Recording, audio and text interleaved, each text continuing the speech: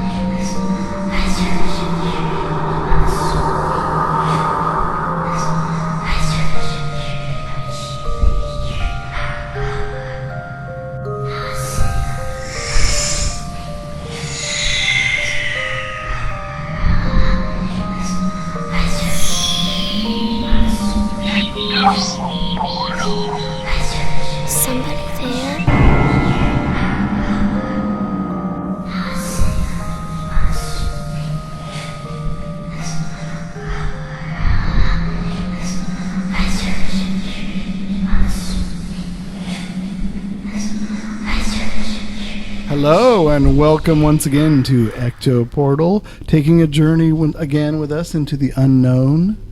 This is Anthony Anderson, your host, and I'm here with my co-host, Verna Wilson. And Linda Walker. Hi. Hi. Tonight's show, of course, is going to be the Amityville horror fact or fiction. Ooh. Yeah, we're going to discuss in the podcast the background of the Amityville horror house, the Ronald DeFeo murders that happened in 1974, and of course leading that into George and Kathy Lutz and their family experiences in the house for 28 days before fleeing from their horrific experience. 28 days of horror. 28 days, yep. And of course after that, we're going to go to the aftermath, movies, media, television, influences that came from the Amityville horror. And we'll discuss whether we think it's fact or fiction, things that we might find interesting about it. Right. And the author, what led him to write about it, and exactly how much of it, how much of it's fact and fiction, just like you said. Yeah. Yep. Tonight, Amityville horror, fact or fiction? Well, we were talking about the Amityville, and somebody online already told me it's a hoax. Oh, already online they told you it's a hoax? Yeah. You know, I wrote back, I commented, this person's a friend of mine, and I wrote back and I said, well, hoax or not, it's a famous case and it's worth discussing. It is. Yeah. And I'm a skeptic, and I come to the conclusion it was a hoax, and I spent the day listening to different radio shows of different family members and some of the history, and then with my own paranormal investigations and experiences, I've come to some interesting conclusions with some of it, but we'll get to that. Sorry. Yeah. Okay. First, we're going to get to the DeFeo murders. Now, the house itself was built in 1924. Originally, the property back in the 1800s was farmland, and it was sectioned off, and there was, I guess, an old colonial house built there in 1890 that they moved up the street. So where was this at? This is in Amityville, New York. New York. Okay. Yeah. That's where we. So this family moved that house up the street so they could build this Dutch colonial in 1924. That family passed away. The one woman who owned it all, she sold it because she didn't want it by herself. Her family was gone. Then it was resold to a family. Excuse me. And it's changed hands a few times. And then the DeFeos bought it in 1965. Now, this is an Italian-American family, comes from Brooklyn, pretty large family. There was 7 members of the family. Right. They used to live in a one-bedroom apartment. They finally got some money in their business. Ronald DeFeo Sr. did. So he moved to Amityville, New York, bought this house, and they all moved in. They're very religious. They're Catholic. They lived in the house until this actually occurred, the murders, which happened in 1974. That means they lived there for 9 years without any problem. Now, they did have family members who were connected to the mob. And I know that DeFeo Sr. was kind of belligerent with his kids. violent, yelled at them a lot. They would get in fights a lot. And That never makes a good mix. No, and Ronald DeFeo, we used to argue with his father a lot about everything. And so did the older sister, Dawn, I guess. She argued. She was 18. She argued with them a lot, too. And basically what happened, what they say happened, was in 1974, this is after they'd been there for 9 years, 3 a.m. on Wednesday, November 13th, 1974, that's when the actual killings occurred. Now, Ronald DeFeo Jr. said at 6 o'clock he burst into Henry's bar, which is a local bar, and said, "You got to help me. I think my mother and father are shot." He went back to the house with some of the people in the bar and one of his friends, Joe Yeswit. Joe searched the house, found all 6 family members in their rooms, shot on their beds, laying down on their stomachs. And then he called the police, a 911 call, and called the police and said, I'm here in this house in Amityville, in a DeFeo house. They're shot. Right. Where's it at? How many people? I think there's 4, but there were 6. Right. So the police came over, and basically at that time, Ronnie's like, I don't know who killed my family. I have no idea. And then so they took him into the kitchen while the police came, the coroner came, and he was giving his story, and he pretty much stuck to it. Like, I don't know who did this. He was like emotionally overwrought, answered questions willingly, and then they decided to take him into custody. Because they thought, well, if he said, well, this could be a mob hit. My dad knows this other guy. My uncle knows this guy too. It could be a mob hit. And they thought, you know what? If this is like a targeted killing, we need to get this guy out of here in protective custody. So they took him into custody. They actually let him sleep in a file room at the station. They locked him in, but they let him sleep, and they went back to the house, the crime scene, to basically investigate. In his room, they found the rifle and bullets that matched the same that the people were shot with. His friend said he was a gun nut. He collected all kinds of guns. That doesn't make him look good at all. No, it doesn't. No. And he said he had gone back to the house, took a shower, and went to work. And then when he came back to work, he found them. Well, once they found all the guns, they went back to the file room and said, "You're under arrest. You have the right to remain silent." He's like, "Wait, what are you doing? This mob guy did it. Why don't you go and look for him?" And so he was locked up. And then he started to say it was his sister Dawn that did it. That Dawn was arguing with the father, and that someone had called, I think the daughter called him, and he was living in New Jersey. He came driving down with his friend. He was married to some woman living in Jersey, and they drove all the way down to see if he could settle the dispute between Dawn and DeFeo Sr. And he said they calmed him down, and that later that night, Dawn's the one that shot everybody. When he came back from work, he found her. She had shot everybody, and he turned freaked out and shot her. That was his story then. So he switched his story twice. Right. No, not just twice. It gets 3 better. times. Oh, boy. Then he started to change it, saying, actually, and this is one that came up later, that the mother, it gets really complicated because there was something Ronnie DeFeo wanted. He having problems with his mom, and he didn't want to tell her father anything bad about his mother, or afraid he'd get killed, and that it was the mother who worked with the older daughter. They got in an argument. The mother shot Dawn, the older sister, and was so distraught and didn't want any witnesses to know what she did. She shot all the kids. Ronnie came home and shot her. Each story sounds crazier than the next. It gets wild, isn't it? And of course another one is Ronnie had showed up with a friend in the night, and an unknown assailant burst past them out the door. That he killed them all. And then he said it was 2 guys he knew that came and killed them all with Dawn. So Dawn brought 2 people in and killed them all, and he didn't do anything. Oh, boy. So this time I could see where it's like, dude. And then of course he pleaded insanity when he went to trial. Right. He said, I overheard my parents plotting to kill me. And then he said later on, no, the voices in the house told me to kill them. You think he could have made that up later about the voices just to plead insanity? To avoid the death penalty or something Well, he had like a lot of time to think in jail. That's what I mean. He could have made that up later. That could very well be why he did that. I thought that was interesting that he changed that. I know that people in the neighborhood thought, they always said the house was haunted anyway, just in general. Of course, it's an old big house. It probably looks haunted. It wouldn't surprise me if it was anyway. Yeah. Exactly. Yeah. So they carted him off. They went through the trial, and of course he was indicted for 6 counts of manslaughter for 25 years to life for each. So he wasn't going to get out of prison. He's been up for parole every year since, and he still is, but he's always been denied.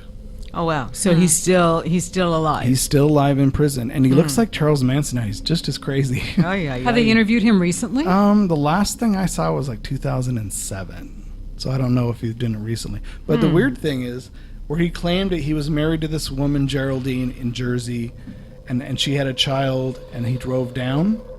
Turns out he did marry Geraldine, but in 1992, while he was in prison, and that back then he claimed that he had married her, but so he'd known her since forever. But I guess it turns out he didn't know her at all until the 90s. So I don't know if he's mentally, he was just... Yeah. And they said he was an LSD user. Oh, that would do it. Heroin. Oh, well then he could have been just zonked out on drugs and his memory's really bad and People are plotting to kill me. That sounds like it sounds like somebody paranoia. who definitely has paranoia problems. And he had antisocial personality disorder. A combination with psychedelics. Yeah, sure. Right. And the last time they asked him what happened, he said, "I don't have any recollection of the night at all." That I heard. And I guess Hans Holzer interviewed him about the ordeal, and he basically was told by his attorney, I don't know, someone financially, that if you tell Hans Holzer everything he wants to know, you're going to get money off this book. And that was the book Murder in Amityville, which I had read too after the Amityville Horror. And so he told him everything he wanted to hear. So Hans Holzer was like, "Did you hear voices?" "Yes." "Was there footsteps or rappings?" "Of course." Right. Oh, so he embellished it because possibly Money. So And he even said later, he said, "Everything I told him, I made up what he wanted to hear." So it just sounds like Ronnie how did didn't Hans believe Holzer it. take that? He wrote it in his book and released it. He didn't. It didn't make him angry. It didn't make him angry. Well, That at the time it was pop- published, he didn't say a word because he wanted the money from the book. Afterwards, who knows? He probably thought, who knows? I mean, when you're interviewing somebody for something, and then later you find out they were just making up, fabricating. But your something. book's out. Yeah. You can't do anything now. Your book's out. Yeah. And if you stop, you're not going to sell your book. That's right. Right? Well, Hans Holzer, if you're listening to this, I'd like dead. to know your. He's dead. Oh, never mind. Well, if you're still listening to this, Hans Holzer, we'd like to know what your feelings are on this. yes, please tell us. What was interesting, though, is he's the one that was pressuring the Indian burial ground aspect of the story. Because he said, it was an ancient burial ground. They found the body of a chief a few yards from the house so many years earlier before the DeFeos moved in. Was that documented? Well, that's just it. He worked for the Amityville Historical Society, who claimed they have no record of that. And if there was a record, it's gone. Most of them claim it never existed. So is Hans Holzer enhancing the story? Of course he is. Because an Indian burial ground, though they did say at that time, way back, before water erosion, the Indians used to bring their criminals, murderers, their convicts to that area to live. They would leave them there to die. And when they died, they died on their stomachs, or they were killed on their stomachs. And Well, they did left he them say in where there he to got bury. his sources for that? Probably in his book, maybe not. I got the impression not. But Okay. I remember reading the book. I was enthralled because I was 13, Right. I believe everything. The Amityville, of course it happened. Of course it happened, It yeah, says the sure. true story on the cover, folks. Come on. How could it not be true? Based on a true story. Exactly. So I think that was interesting with the whole Indian burial ground thing. So, I mean, it was farmland. They also say some guy back in the Salem witch trials, some family, a guy was doing devil worshipping, satanic rituals, and that he actually lived on the land and performed these rituals, and that could have been part of the problem. Like, well, what is this, multiple choice? Pick one. And how did they go so far as to find that out? Well, again, I can't answer that question for you, but it's interesting that they claim that as well. See, if it's a true story. That is true. They did say that was factual, that person existed during the Salem witch trial in that area. He did live there. Okay, so they did find the facts for that. But there was no record of any satanic things. Oh, that's what I mean. If you're going to say a true story, you got to back up your facts. I mean, really? Maybe now. Well, you should. I mean, it doesn't mean you're going to, or it's going to really be true. But if you say it's a true story, you should try to back up your facts. I would think. I mean, as an author, I write, and if I'm going to say something's true, I want to back up. I want to have my facts backed up. Yeah. Yeah, of course I do. Some weird facts. The parents were shot twice each. All the children were shot once. The victims were all found laying on their stomachs in their bed. Whoever did this really thought it out, unfortunately. Well, and that's the weird part, is if DeFeo did do it, you got to think, he was home from 3 a.m. until he went to work and then went into the bar. So how many hours did he sit there if he did it? Did he plot it out? Wait a second. Okay, so it's 3 o'clock in the morning. Is when it happened. What bar is open at 3 o'clock in the morning? morning? No. They happened at 3 o'clock. Let's just say call it the night before. Oh, the night before. And so they've been dead for quite a few hours. Yeah, he claimed he got up, took a shower, and went to work, came home, and then went to the bar at 6 o'clock. Okay. So who's to say he went to work? Maybe he was home the whole time, plotting out what to do. Right. What should I say? What do I do? Was it my sister Dawn? It was a mob hit. It sounded like he thought of like a million ideas and didn't know which one he settled on, and kind of like freaked out. And since he got caught, he just told all the stories he thought of anyway. Yeah, so they all just let them take their pick. Well, also the police probably have to think about the timeline too. I mean, these bodies were getting ready to go rigor mortis. I mean, isn't there, how many hours? How many hours does it take to go rigor mortis? I don't really know.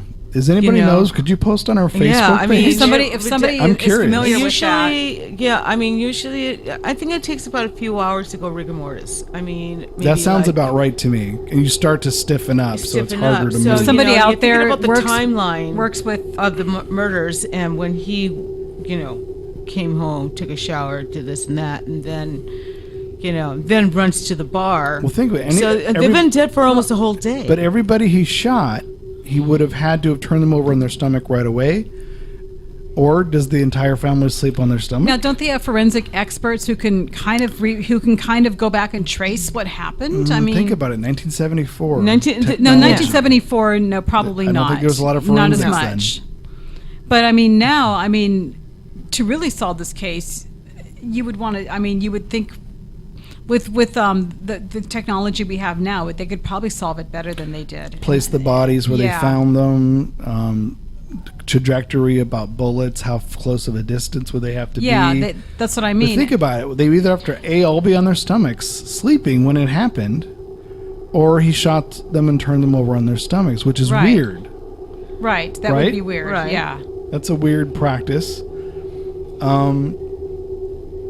I don't know. The whole thing just seems a little bizarre to me. The whole thing seems so methodical that it's almost kind of. I mean, it's creepy to begin with, but how methodical it was, it's even creepier. It is. Mm-hmm. And of course, nobody else in the family is alive to tell. Dawn's not alive. Dawn could have said, "Well, yeah, I did it, and then he shot me," or "We worked on it together." So, are there any friends or relatives of the family who knew them and knew inside? I mean, who are alive and who knew that what was going on with that family? Ironically enough, the father, before all this happened, held 2 masses in the house, and they asked him, "Why are you holding masses in your house?" He said, "The devil's on my back." That's what the father said. And nobody took that to be. Nobody took that wrong or thought that was a weird thing to say? Well, I mean, at the time, probably not. But now, in hindsight, but you think about it, if he did have a mob person on his back, the devil's on my back. Oh, okay. Yeah. And honestly, that many people on different floors, killed. None of the neighbors heard any gunshots. There was no silencer found on any weapon. Mm-hmm. Nobody heard anything. I guess the family dog was barking. It's the only thing the neighbors heard around them. Mm-hmm. So you got to think, if it was a mob hit, if they had 3-4 guys, boom, boom, boom, all at once, out. Mm-hmm. So what happened to his sister Dawn? Where was she? She was shot. She was shot. She along was with shot the rest too. Of the family. Yeah. So It okay, was just Ronnie that said Oh. she had been fighting with the dad right. and horrible fights, and Right. that she wanted them dead. That was his theory. Oh, okay. So he thought, oh, yeah, maybe we'll think about killing ways to kill him. Came home and she had shot them all, and then he killed her because he was so freaked out over it. That was one, like I said, one of the stories. So all these stories, They all sound so They just don't add up. fabricated. and this was a sleepy, quiet little town that none of this stuff happens, and this stuff has cursed this town forever now. Everybody wants to go look at the house. Oh, I know. Disguised it, Oh, I sold bet people it. in the neighborhood get sick of that. Oh, they do. The police, people drive by and park. I guess they said homeless guys would go after the bars closed, would go out and shout at the house. And I mean, so you went through all that experiences with the DeFeos. And of course, you're going to the George and Kathy Lutz stuff, which Do you want to see the house? Of course, everyone wants to see the house. Yeah. I would take a picture, but I wouldn't be so obvious unless Piper Laurie was there. Then we'd go stand on the porch. I'm never and going to take a live down picture. meeting Piper Laurie in front of him, folks. No, not tonight anyway. But she's not in the Amityville Horror. That was Margot No. Kidder and Josh Brolin, Right. or James Brolin. James sorry. Brolin. Pretty good movie. That was a pretty good movie. I enjoyed it. Now on Amityville Horror, Fact or Fiction, we move into The Lutz family. the Lutz family. So this all happened in 1974 in November. I believe the Lutz family moved in December of 75. So that tells you how long the house sat empty. But I guess when they moved in, they both, George and Kathy, each owned their own houses. And Kathy had 3 kids from her previous marriage. George was also divorced. So they were both married and divorced. George, I guess, had a marriage that was so short it was annulled just before this. They got married. They both each had a house. They were going to sell their house because I guess neither one of them liked each other's house or their furniture or where they lived. So this was their compromise. We'll pick a new house together that's affordable and then move in and we'll sell our houses and move in. And little did they know what they were getting into. Exactly. Well, I guess the realtor showed them around first, and said, well, what's your price range? I think they said they were looking at like $60,000, and the realtor said, well, I think this is 80 or 90. I think she said 90,000. And she showed them around the house. They loved the house. They fell in love with the house. A lot of the furniture was still there from the DeFeo family. And They didn't think that was weird. well, they did ask about it, but that's what brought up the conversation with the realtor is, oh, by the way, I don't know if I should have told you this before I showed you the house or after I showed you the house. This was the house that the DeFeo family was murdered in last year. And they weren't sure they understood correctly. And she said, you remember that big story in the news, that whole family was shot and killed by the older son? She said, this is the house that happened in. And they were kind of taken aback. They said they weren't really religious. George was a non-practicing Methodist. Kathy, of course, non-practicing Catholic. But neither one of them they were just like, wow, okay. So this happened less than a year ago, like November of 75, December. So I guess it was a little over a year ago. And they thought, well, I'm okay if you're okay. And I guess the kids were with them. They all thought, this is a really great house. This is exactly what we're looking for. So they thought, well, but the price. And she said, well, it's 90. And he said, how about 80? And I guess they took it at $80,000. So they sold their houses. Then they moved in December, I guess the beginning of December. And as we all know from the book, they lasted 28 days in the house. Right. Interesting enough, they bought a lot of the DeFeo furniture. And the reason they bought it, they said, well, and someone wondered, like, well, why would you want to buy all this? This is furniture from a family that just died. It seems kind of creepy that they would want to inherit some of that. But they said, realistically, most of the furniture in the house I mean, it's not like it's blood spattered. It's in the house. It's furniture. Right. It's good. They said they had great stuff, and they got it at a reasonable price. The only thing they kept from the bedrooms was the bed frame of the youngest daughter who was killed. They actually bought the bed frame and put it in their daughter Missy's room. Okay. In this house. So that's the one bedroom item they kept. The rest of it was, Of course. dining room, That's why I living said room. chuck it. But he said, we got a big house to fill. Right. We have a big family. Let's, Yeah. Right. And they had 2 sons and a daughter. So they had 3 kids, and they were Three all kids. all Kathy's from the previous marriage. So they moved in. They were all excited. They decorated great. They said they really had no problems most of the month, really. This is different from the book. The book actually spells it out like it happened almost every Immediately, day, yeah. all month long. In reality, George said, from what I was listening to, it didn't happen until the last week. The really intense stuff happened in the last week. Now, why do you think it was quiet and then suddenly stuff started building up? I mean, if there was stuff all along, don't you think that they would have felt it for a while? Well, or- paranormal places that we investigate, it doesn't happen on command. It isn't always No, of happening. course not. No, so I'm just but- saying, look at it from an investigator point of view. Yeah. There's quiet time, even when we go to the Washoe Club. There's periods Well, I there go there. is, and but I there's mean, nothing. there is. But on the other hand, but considering, okay, it's quiet time, but then considering how crazy it got. I mean, that's a lot of crazy coming from quiet time. But they were enthusiastic. This is what they wanted. You have that energy going. Your whole family has that. Great, this is Yeah. awesome. It's a new Okay. house. Think about it. New house. We're decorating. No, right. It's a new school. I get that, yeah. New things. So remember, this is only 28 days. Yeah, So okay. you're going to propel that enthusiasm for a while. Okay. And if you read the book, I mean, and this is the part I have questionability about is the book. I guess, ironically enough, the defense attorney for Ronald DeFeo was the guy that pitched the book idea to the Lutzes.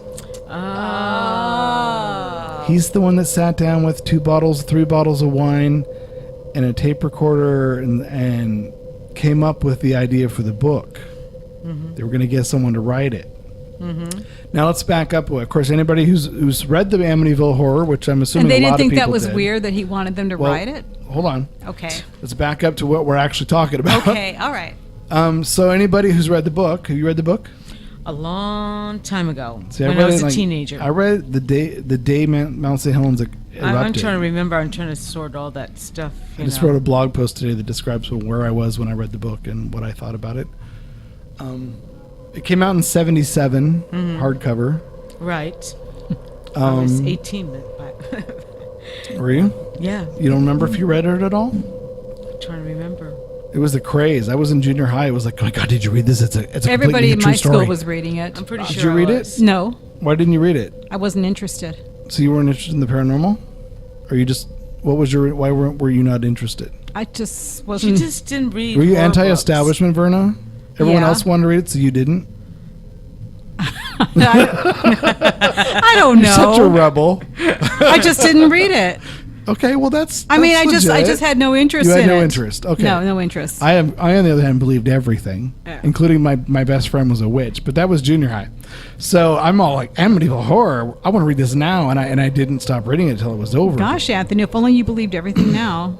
I don't. I know.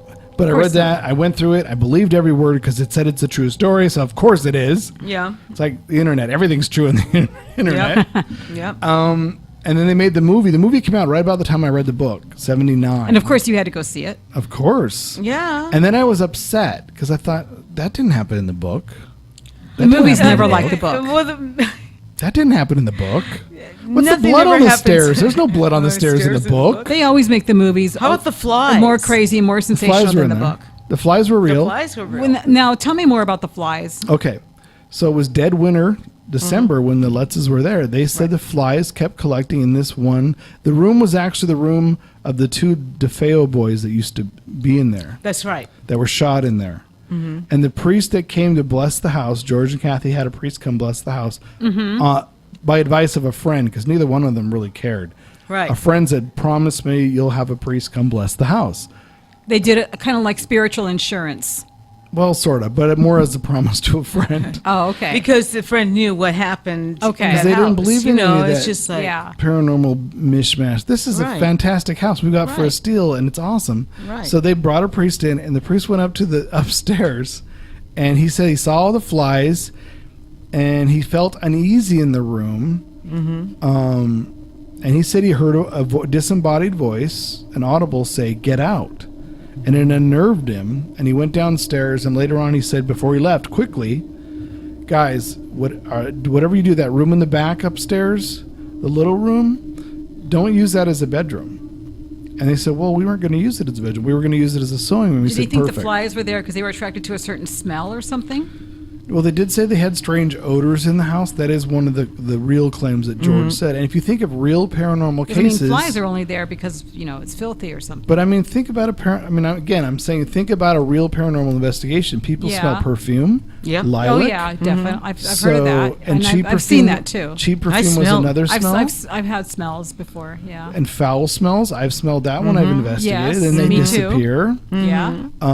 Audible voices. I've heard that. Get out. Kathy love saying claims that. she was grabbed. Not grabbed. That's the wrong word. She actually said it was more like a motherly hug from behind. She was by herself in the house. Yeah. And she smelled the perfume and felt this not a harsh hug or a grab or a throw or anything, just a hug. And it freaked her out, but she said it felt motherly to her. Yeah, I felt like somebody who was being kind. Yeah. Exactly. So she said it startled her, but it wasn't like Right. bad or malicious. Yeah. No. And of course, George saying he was obsessed with, he was always cold and he always had to start the fireplace. That heard part about was that, true, yeah. and that developed as they lived for that month. So that whole thing with that, do you remember that lion figure by the fireplace that bites him in the movie? It's in Oh, the yeah, book. yeah. None of that happened. That No. was all the book and the movie. Right. Why did they make the movie crazy? I mean, It's Hollywood. I know, but It's a you know, horror film. but when you think about it, it's supposed to be a true story. It's supposed to really have happened, but yet they make all this. Never mind. Well, you got to keep your audience, Well, then George. But wasn't the book captivating enough? Well, that's what's interesting. George's the only one who heard a marching band. Yep. At 3 a.m. Just like Linda heard her coaching horses. He said he woke up and looked at Kathy in bed, and she had aged into an old woman, Yeah. and that she levitated off the bed, and he had to hold her down. This is some of the stuff that George said really happened, but the movie kind of went crazy. Right. There was no blood from the walls. It was No. little patches of black goo that you could clean up with like a Kleenex that were all over the place. It wasn't bleeding walls. Now, when they first moved, did they notice that black goo, when you first move someplace, you're there for almost a month. But it's the paranormal. It's not going to happen. It's not going to be there all the time. Maybe a ghost isn't going to show up and sit on your couch all I day. know that. I know that. But I mean, okay. I'm just saying it developed. It developed. Okay, right. They did say. Let's see. What else did they say happened? The smells, the pushing, the aggravation that George felt towards his kids and his family. The kids said that Right. was all true. Interesting enough, the little girl who had a playmate named Jody Oh, that's right. with the red glowing eyes. Right. Interestingly enough, the neighbor owned a Persian cat whose eyes were red if you shone light on them at night, and used to climb on their roof all the time because DeFeo threatened to kill the cat. Barney DeFeo beforehand threatened to kill that cat because it was always on the roof looking in his window. Well, guess what? His window was the top where those two fanned windows were. Oh, yeah. And that's, I think, where the little girl, Missy, was. Now was Right. was the cat still coming around when the Lutz family moved in, and they would see the cat too? It was only a year later. There's a good chance the cat was still Yeah. climbing on the yeah, roof. Yeah. But it was interesting enough. Now that's, if you think about it, Missy said she had a playmate, a boy. But then she said it was Jody, the pig, and that his eyes were glowing red. Now, what's interesting about Jody is they had paranormal investigators mediums come in between before the Lutzes moved in. And one of the reporters, I guess, took a picture of a little boy peeking around a corner with white eyes. Oh, that's right. That's that famous picture from the... I've seen that. When the Warrens were there. Yeah. Yeah, I've seen And that Missy picture. actually claimed later, she goes, that's the kid I used to play with. Oh, my gosh. So maybe that was Jody Yep. with the white eyes. So, Right. Think about it. Now, I know George and Kathy refused to be interviewed by the book author. Mm-hmm. They said, you know what? We're going to record our experiences on audio, and we're going to give the tapes to you, and that's all we're going to do. Right. And that's exactly what they did. Mm-hmm. They had no connection with him. They just gave him the tapes. They were out of sequence. There were, memories here, memories there. Right. They Jay Anson had access to everybody who was in the case except them and the family. Right. So he went away and wrote this. Mm-hmm. Now, think about the embellishments in the book. Did he fill in holes, make it a little more exciting, make it 28 days and build it? Well, yeah, I mean, absolutely. Do you know what I mean? If anything that, you put in a book to make it more sense, you got to keep your audience captivated. You got to But give them then you something. claim it's a true story. So what is a true story and what is not now moving into fiction? It's true to him when he made it. Well, up. that's not. It You don't doesn't believe mean a true anything. story You know, to the That author. doesn't mean anything, though.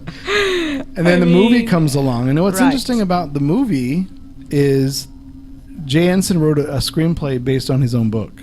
The studio threw it away Oh, and said, wow. "This is dull. It's boring. We need something more gory, more exciting, a little more more exciting. horror." We needed a little. So they more. rewrote the script They weren't so themselves. interested in adapting the real story. Right. So they had someone else, a TV writer, come write it. And I guess George and Kathy Lutz had owned 2/3 copyright Oh, boy. of that movie. And they thought the movie was bad. It was a bad representation. They didn't like the book either, but they thought it was a little more closer to what really What happened. really happened than the. But the interesting thing I found is they were more interested in, because they owned the copyright to all the sequels right. to any movie after that. So they were very protective about making sure they got money from any sequel that came out.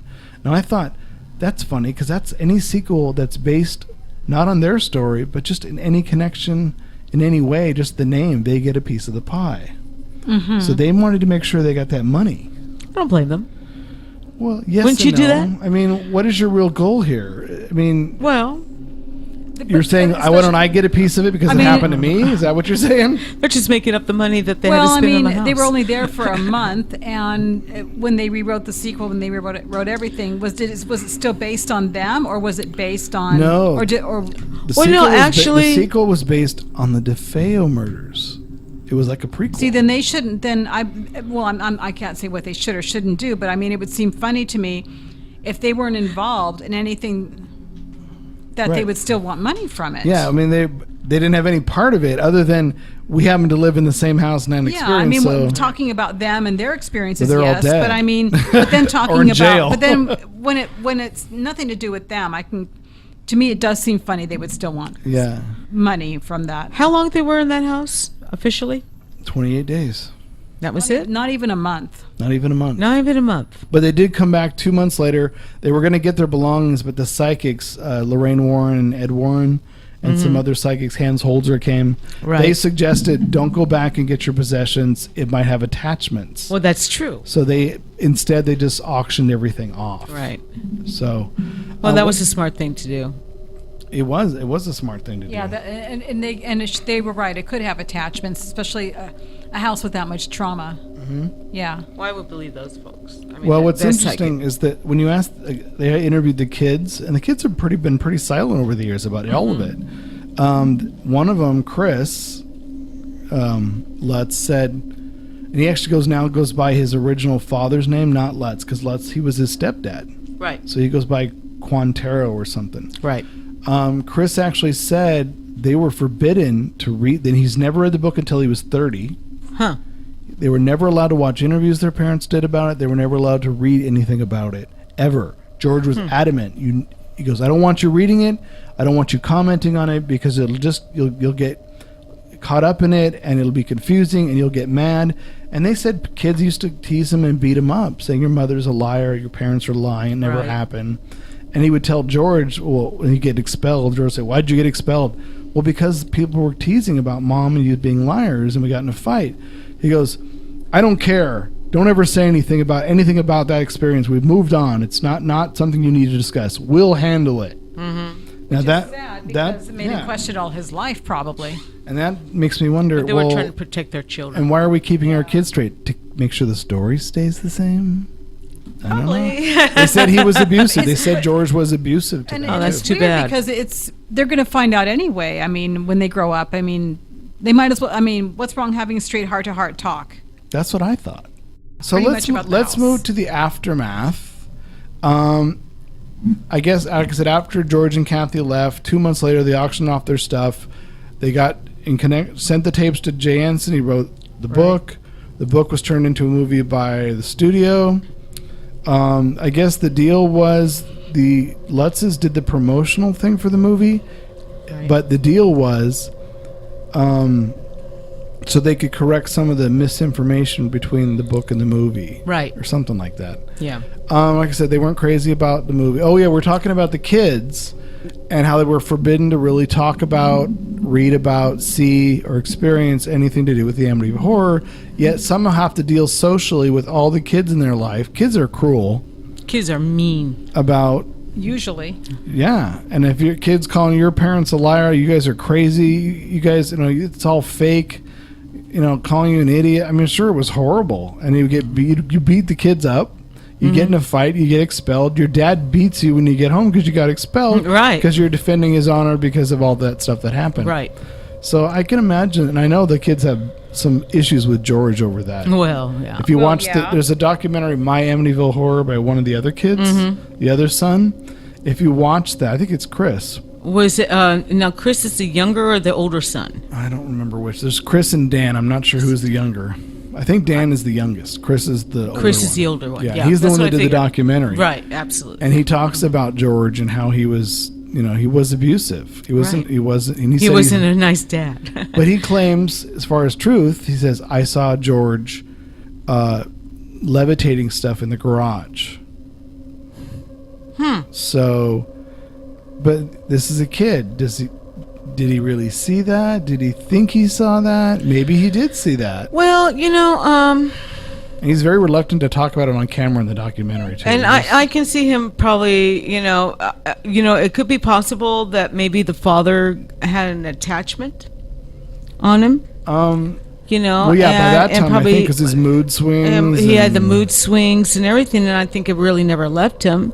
Yeah. Attachment, know. or he could have psychologically had something going on with him at the time, and they didn't know it. People didn't diagnose things very much back in those days. They You weren't just dealt with diagnosed. it. They dealt with it. They didn't diagnose that stuff very much back then. What's interesting is when they left the house, they had experiences again. And not Hans Holzer, someone else wrote another book. I forget his name. Amityville Horror 2, which accounted. They went to like their one of their parents' house. They went to stay with them, and you know what that influence? It didn't occur to me till today. If you've ever seen Poltergeist 2, they go to her mother's house and stay with them, and they have experiences that follow them. Right. And I think that was also based on the Lutzes having experiences after they left the house. Right. So I think that, pretty much like I'm saying, that attachments could have followed them, follow them home. And, Absolutely. They didn't think of, at the time, you don't think about cleansing or doing banishments If or they didn't know whatever. about it. If they didn't If know they weren't about it into or that nobody yeah. advised, let's get you cleaned up, spiritually.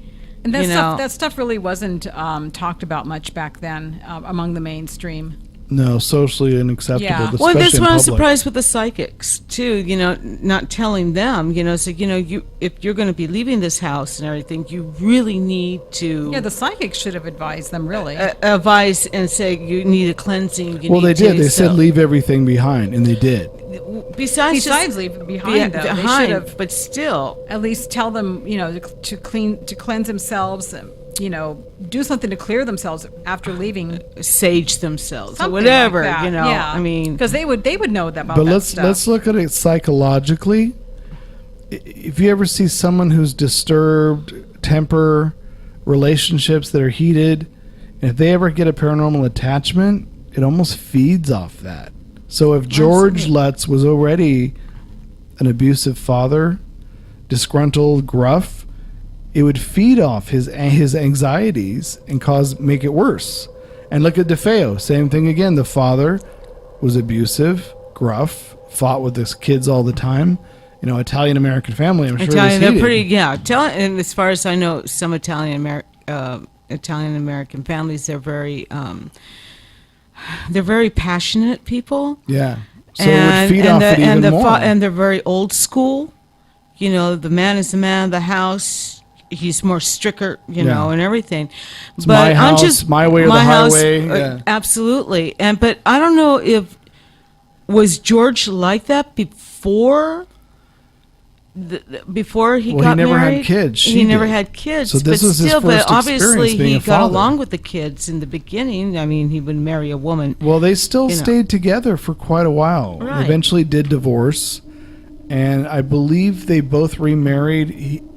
He moved to California and San Diego and opened a ministry. He became religious after that. Huh. She actually moved to Arizona and opened a ministry to help homeless people.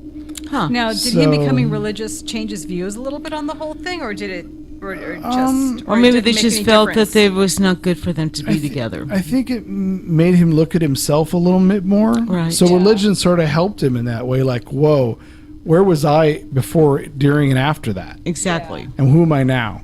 Right. Yeah. And I know she must have had some of that already because she was a non-practicing Catholic. Suddenly she's running a mission for the homeless, Yeah. Right. helping thousands of homeless people in Arizona. Exactly. So So it's a life-changing experience for some of them, I guess. I guess it is. And of course, movies have never stopped being made since the original. They're still making a new one came out this year. But what are they expanding on in each movie? I mean, They're not. They're just using the setting, like family moves into house, has strange dreams, strange experiences. They create their own story. So they're using the house, but they're not really using the story anymore. Right. So they can't really say it's a true story in all of those movies. No, but I guess if the Georges and Kathy are dead, does the kids get residuals now? I'm sure they For every do time they make to a make sure sequel? they're, You don't hear about this stuff. No, you don't. That's just the, saying. the legal facts. Who knows? Well, I'm pretty Yeah. sure they wanted their children to be okay. So, yeah. Yeah. But I know some kids, two of the kids, Missy rarely talks. She said, that's when she said that picture was her friend that she played with. Right. And the other son has never spoken about any of it. Right. And I don't That's know quite if a childhood it's... legacy to grow up around. Well, especially when your stepfather's saying, don't ever talk about it, and, threatens you. Yeah. Do not discuss this with anyone, ever. Let us do the talking. That's what made Right. me think a little bit weird. But if you look at the paranormal aspects of the story, I've seen people who have attachments and attacked in their houses. Right. They're emotionally distraught. They feed on people's relationships in the house. Right. Yeah. They do feed on this. So that even if the DeFeos was just a murder, the aftermath of that, maybe spirits followed the DeFeos, loved the kids, and once this horrific thing happened, who moves right into the center of it all? The Lutzes, and has to go through these confused entities or whoever they are. Yeah. Right. And maybe they gave them grief because, hey, where's the kids? Why did all that happen? Who are you? Let's beat on you for a while. Right. And they move out. Right. I mean, you never know. You never know where the paranormal is going to attack or feed on. Right. Absolutely. And I think, again, the smells, the sounds, the strange odors, the goop, The goop. being touched from behind, Right. the audible voices. These are things that people still experience in paranormal investigations. Yeah, we can't Right. have the Lutz family or somebody connected with this come on here and Maybe talk to one us. one of the kids, I would like Chris, that. maybe, who did the It documentary. would be a good idea to have them on here and talk. I would love to get Chris on. We should try that. Yeah, That we would be should. We interesting. should try to get it. Chris, if you're listening, we'd like to have you on the I show. mean, I'm a skeptic, but you never know. some of the overlining themes to the whole story, they do ring true with the Sure. paranormal I mean, and the paranormal I investigators. don't totally disbelieve the story. I just felt that There's parts of it that there's are... parts of it that seem sensationalized, and also the family could have been going through so much that they could have overthought of something at the time. Mm-hmm. Like, take for example, I was reading part of it, and they were saying that one of the kids was known to sing right when they went into a room. all the time, every time they went in that room, they started to sing for some reason. Interesting. But people have a habit of singing All the time. all the time when they go in and out of a room. It doesn't mean that it has anything to do with spirit activity. I mean, so that's what I mean. Some of it could have been overly thought of, even though a lot of it probably does resemble a haunting of some kind. Exactly. Yeah. Well, we're out of time. Oh, yeah, we are. Already? Oh, my Yep. God. Oh, my gosh. We will see you next week, folks, again on Ecto Portal, when we take another journey into the unknown. See you next week. Sleep soundly.